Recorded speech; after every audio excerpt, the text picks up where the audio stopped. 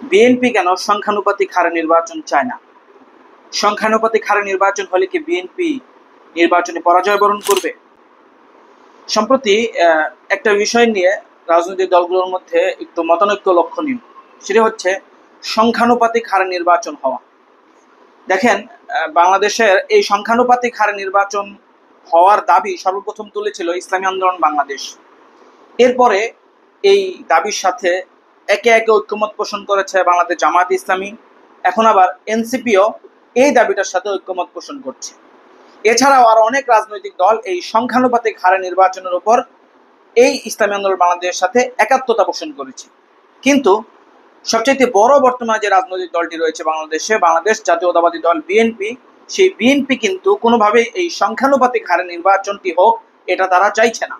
এই সংখ্যানুপাতিক হারে নির্বাচনটি যদি আমরা না বুঝে থাকি তাহলে সহজে বোঝার্থে যেটা আমরা বলতে চাই সেটি হচ্ছে, ধরেন বাংলাদেশের 300 আসনে একত্রে নির্বাচন যে হবে, সেই 300 আসনে সব দল অংশগ্রহণ করলো। অংশগ্রহণ করার পরে সব দলের যে মোট ভোট, সেই মোট ভোটটি সারা বাংলাদেশের মোট ভোটের কত পার্সেন্ট, সেই পার্সেন্টেজ অনুযায়ী সংসদে তাদের প্রতিনিধিত্ব থাকবে। অর্থাৎ বাংলাদেশের মোট ভোটের যদি 33% যদি বিএনপির প্রতিনিধি থাকে, 30% যদি জামাতের প্রতিনিধি থাকে, 20% যদি ইসলামী আন্দোলন বাংলাদেশের প্রতিনিধি থাকে, তাহলে সংসদে ওই 33% এমপি সংসদে বিএনপির পক্ষ থেকে যাবে, 30% এমপি জামাতের পক্ষ থেকে যাবে, আর 20% এমপি ইসলামী আন্দোলন বাংলাদেশের পক্ষ থেকে যাবে। আর অন্যান্য দল মোট ভোটের যত পার্সেন্ট ভোট পাবে তাদের ঠিক ততজন এমপি পার্সেন্টেজ হিসাবে সংসদে যাবে। এটি হচ্ছে সংক্ষেপে সংখ্যানুপাতিক নির্বাচনের সিস্টেম। এই সিস্টেমটার সাথে কোনোভাবেই একাত্মতা পোষণ করতে পারছে না বিএনপি। এখন প্রশ্ন হচ্ছে, কেন বিএনপি সংখ্যানুপাতিক হারে নির্বাচন চাইছে না? দেখেন, 2008 সালের নির্বাচনটা বিতর্কিত নির্বাচন। এরপরে 2014, 2018, 2024 এই তিনটি নির্বাচন তো একেবারেই তুমুল বিতর্কিত নির্বাচন, এগুলো নিয়ে কোনো প্রশ্নই ওঠে না। কিন্তু এর আগে যে তিনটা নির্বাচন, অর্থাৎ এরশাদ স্বৈরাচারের পতনের পর থেকে বাংলাদেশে যে তিনটি নির্বাচন হয়েছে, চারটি হয়েছিল, একটি বাদ, অর্থাৎ 1996 সালের ফেব্রুয়ারি মাসে যে নির্বাচনটি হয়েছিল সেটি বাদ দিলাম। এছাড়া বাকি যে তিনটি নির্বাচন, 1991 এর নির্বাচন, 1996 এর নির্বাচন এবং 2001 এর নির্বাচন, এই তিনটা নির্বাচনের ফলাফলগুলো যদি আমরা দেখি তাহলে 1991 সালের নির্বাচনে বিজয়ী হয়েছে বিএনপি, 2001 সালের নির্বাচনেও বিজয়ী হয়েছে বিএনপি। কিন্তু 1996 এর প্রথম নির্বাচনে বিএনপি বিজয় হলো, দ্বিতীয় নির্বাচনটিতে কিন্তু আওয়ামী লীগ বিজয় হয়েছে। প্রথম নির্বাচনের কথা তো আমরা এখানে বাদ দিলাম। তাহলে যে তিনটি নির্বাচন, এই তিনটি নির্বাচনের মধ্যে মোটা দাগে কি দাঁড়ালো, যে বিএনপি 2টা নির্বাচিত হয়েছে আর আওয়ামী লীগ নির্বাচিত হয়েছে একটাতে। এখন আমরা যদি বিএনপি যেই দুইটা অর্থাৎ 1991 এবং 2001 সালে যেই দুইটা সংসদ নির্বাচনে যে বিজয় হয়েছে, সেখানে বিএনপির মোট ভোট হচ্ছে 2001 সালের ভোট হচ্ছে, মোট ভোট হচ্ছে 2,28,33,958 ভোট। মোট ভোট পেয়েছে বিএনপি, এটা সারা বাংলাদেশে বিএনপির মোট ভোট। এখানে বিএনপি আসন পেয়েছে প্রায় 193টি। এখন এই যে বিএনপির 2,28,33,978 ভোট, এই ভোটটি মোট যতগুলো ভোট কাস্ট হয়েছে তার মোট ভোটের, সেই মোট ভোটের 40.97% ভোট বিএনপি পেয়েছে। আর বিএনপির আসনের সংখ্যা, নির্বাচনী মানে জয়ী আসনের সংখ্যা 193। দেখেন, এই নির্বাচনেই আওয়ামী লীগ কিন্তু মাত্র 62টা আসন পেয়েছে এবং পরাজয় বরণ করেছে। কিন্তু সমগ্র বাংলাদেশে আওয়ামী লীগের মোট ভোটের সংখ্যা হচ্ছে 2,23,65,516 ভোট। এই ভোটটি মোট যে ভোট কাস্ট হয়েছিল ওই নির্বাচনে তার 40.16%। অর্থাৎ বিএনপির ভোটের চাইতে অল্প কিছু কম, অল্প একেবারেই সামান্য কিছু কম, মাত্র 3,000 বা 5,000 ভোটের ব্যবধান বিএনপির থেকে পুরো বাংলাদেশের মোট ভোট যদি আমরা দেখি।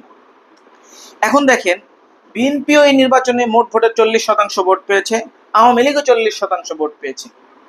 এখন দেখেন, যদি সংখ্যানুপাতিক হারে নির্বাচনটি যদি হতো তখন বাংলাদেশে, তাহলে বিএনপি কিন্তু 193 আসন কখনো পেত না, আওয়ামী লীগ কিন্তু 62 আসন কখনো পেত না।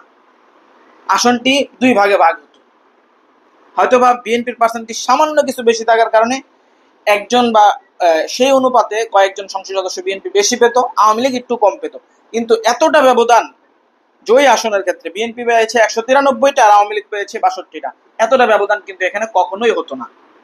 তাছাড়া এটা হচ্ছে 2001-এর কথা, আর 1996 এবং 1991-তেও একই অবস্থা। যারা জয়ী হয়েছে তাদের চাইতে একেবারে পরাজয় অর্থাৎ বিরোধী দল যারা হয়েছে তাদের মোট ভোটের পার্সেন্টেজ একেবারেই অল্প, অর্থাৎ 96-এ বিএনপি আওয়ামী লীগ জয়ী হয়েছে আর বিএনপি পরাজয় বরণ করেছে সামান্য কিছু পার্সেন্টেজে কম বেশি। আর 1991 সালেও বিএনপি জয়ী হয়েছে, আওয়ামী লীগ পরাজয় বরণ করেছে, এখানেও তাদের পার্সেন্টেজ খুব কাছাকাছি, সামান্য কিছু বেশি। পার্সেন্টেজে খুব কাছাকাছি বা সামান্য কম বেশি থাকলেও জয়ী আসনের সংখ্যা কিন্তু অনেক ব্যবধান। 1996 সালে আওয়ামী লীগ জয়ী আসন হয়েছে 146টা আর 118টা। পার্সেন্টেজ কিন্তু খুব কাছাকাছি থাকলেও আসন সংখ্যাগুলো অনেক ব্যবধান। ঠিক তেমনি ভাবে 1991 সালে একই ঘটনা ঘটেছে। বিএনপি মোট আসন পেয়েছে 141টা আর আওয়ামী লীগ মোট আসন পেয়েছে মাত্র 88টা। আর যদি ভোটের পার্সেন্টেজ দেখি তাহলে বিএনপির ভোটের পার্সেন্টেজ হচ্ছে 30.18 আর আওয়ামী লীগের ভোটের পার্সেন্টেজ হচ্ছে 30.08, একেবারেই কাছাকাছি মোট ভোটের সংখ্যা পরিমাণ। দেখেন, যদি সংখ্যানুপাতিক ভোট বাংলাদেশে হয় বা আগের সেই নির্বাচনগুলোতে যদি সংখ্যানুপাতিক ভোট হতো তাহলে কিন্তু বিএনপি এত ব্যবধানে জয়লাভ করতো না এবং সরকারি দল হয়ে সংসদে যেতে পারতো না। তার মানে একেবারেই সহজ একটা সমীকরণ, সহজ হিসাব। এজন্যই মূলত বিএনপি সংখ্যানুপাতিক নির্বাচনের বিরুদ্ধাচরণ করছে। দেখেন, বর্তমান বাংলাদেশের যে পরিস্থিতি, অনেকে ভাবছেন যে বিএনপি এই প্রায় 200-250 থেকে 270, অনেকে বলছেন 270-এর উপরে আসন বিএনপি পাবে, জামাত ইসলামী হয়তো 4-5টা আসন পেতে পারে, এনসিপি একটা পেতে পারে, নাইলে নাও পেতে পারে, অন্যান্য ইসলামী দল তো কোনো আসনই পাবে না, এমন হিসাব, ভোটের হিসাব অনেকে করছেন। এটা তারা কোন হিসাবে করছেন? দেখেন, এই যে বর্তমান যে সিস্টেমটা বাংলাদেশে, ভোটের সিস্টেমটা বাংলাদেশে চলমান, এই সিস্টেমে ভোট হলে, যেমন ধরেন আমার যে আসন, আমি যে আসনে থাকি, গাজীপুর 2 আসন, এই গাজীপুর 2 আসনে ধরেন কথার কথা 8 লাখ ভোটার, বিএনপি ভোট পেল 3 লাখ, আর জামাত ইসলামী বা ইসলামী যারা দল আছে তারা অন্য কোনো দল ভোট পেল 2.5 লাখ, বা ধরেন 2,99,000, মাত্র 1000 ভোটে বিএনপির থেকে ডিফারেন্স। কিন্তু দেখেন, 1000 ভোট বিএনপির যিনি প্রার্থী থাকবেন তিনি যদি কথার কথা বেশি পান, বেশি পাওয়ার কারণে তিনি কিন্তু সংসদে যেতে পারছেন। আর যে এতগুলো ভোট পেল, একেবারে 2,99,000 ভোট যে প্রার্থী পেল, সে কিন্তু সংসদে যেতে পারছেন না, তার ভোটগুলো কিন্তু পচা। বিগত যে নির্বাচনগুলো হয়েছে, এই নির্বাচনগুলো তো এই ঘটনায় ঘটেছে।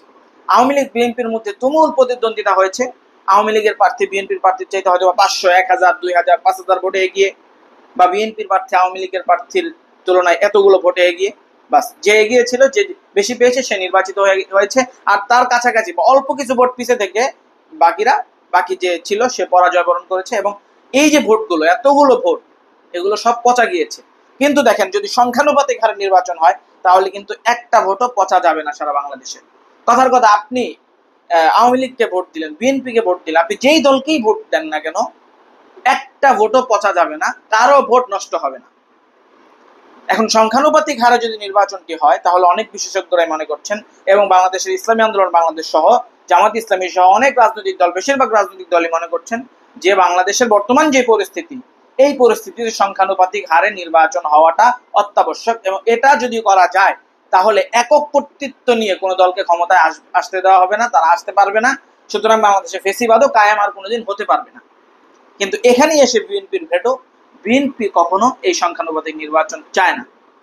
কেন চায় না এটা আমরা স্পষ্ট বয়ান করলাম। যদি সংখ্যানুপাতিক হারে নির্বাচন হয় তাহলে সিঙ্গেল আসনগুলোতে বিএনপি কিছু ভোট এগিয়ে থাকলেও সমগ্র বাংলাদেশের যে সমীকরণ দাঁড়াবে ভোটের শেষে, সেই সমীকরণে বিএনপি খুব একটা এগিয়ে থাকবে না। সোজা সাপটা হিসাব হচ্ছে, এই জন্যই বিএনপি সংখ্যানুপাতিক হারে ভোটের বিরোধিতা করছে। এখন এই বিরোধিতা করাটা কি তাদের জন্য ঠিক হচ্ছে? দেখেন, বাংলাদেশের মতো যে আমাদের এই গণতান্ত্রিক দেশগুলোর মধ্যে প্রত্যেকটা দল তাদের নিজের সুবিধা অনুযায়ী তারা তাদের মতামত ব্যক্ত করবেন, এটাই স্বাভাবিক। বিএনপির সুবিধা অনুযায়ী তাদের মতামত ব্যক্ত করবেন, জামাতের সুবিধা অনুযায়ী তাদের মতামত ব্যক্ত করবেন। এমনও হতে পারতো বিএনপির জায়গায় যদি জামাত থাকতো, জামাতের জায়গায় যদি বিএনপি থাকতো, তাহলে মতামতটা একেবারে উল্টে যেত। এখন বিএনপি যেটা চাইছে এটা জামাত চাইতে পারতো, জামাত যেটা চাইছে এটা বিএনপি চাইতে পারতো। এটাই হচ্ছে মূল হিসাব। সবাই সবার সুবিধা অনুযায়ী এখানে তাদের যে চাওয়া পাওয়া সেটি ব্যক্ত করে এবং এটারই প্রতিফলন ঘটানোর চেষ্টা করে। এটা খুব স্বাভাবিক। তবে সার কথা হচ্ছে এই, যেই সিদ্ধান্তটা নিলে আমাদের দেশের জন্য সবচাইতে ভালো হবে, আল্লাহ তাআলা যেন আমাদেরকে সেই সিদ্ধান্তে উপনীত করার তৌফিক দান করেন। আমিন ইয়া রাব্বাল আলামিন।